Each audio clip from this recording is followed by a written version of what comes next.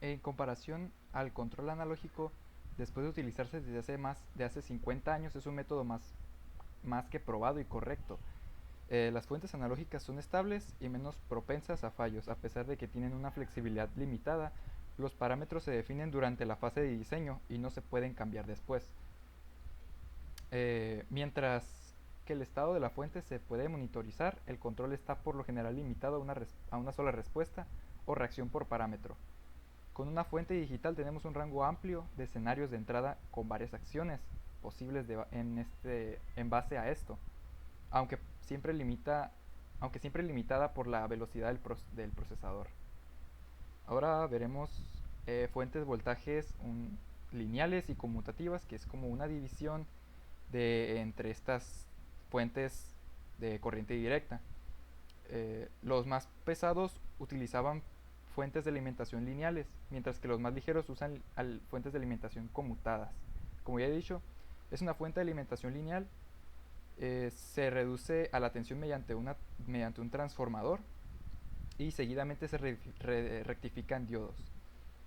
Para que la corriente sea más estable, se filtra con condensadores electrolíticos para que la tensión de salida tenga un valor exacto. Eh, este tipo de fuentes tiene una gran pérdida de energía en el transformador. Además, para conseguir corrientes de salida muy altas, el transformador debe tener debe de tener estar embobinado, con hilo de cobre muy grueso, lo que hace que sea muy grande y pesado.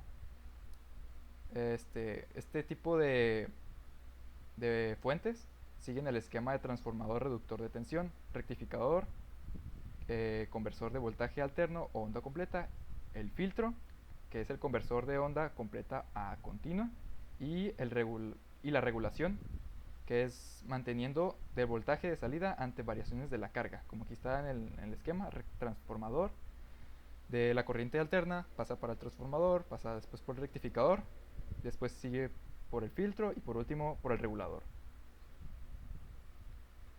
En cambio, las fuentes de alimentación conmutadas utilizan un principio similar, pero con diferencias muy importantes. Básicamente aumenta la frecuencia de la corriente, que pasa a oscilar de entre 50 a 60 Hz o más de 100 kHz, dependiendo del sistema utilizado.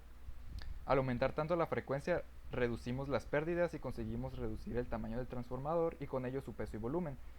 En este tipo de fuentes la corriente se convierte de alterna a continua, después otra vez alterna con una frecuencia distinta a la anterior y seguidamente vuelve a transformarse en continua.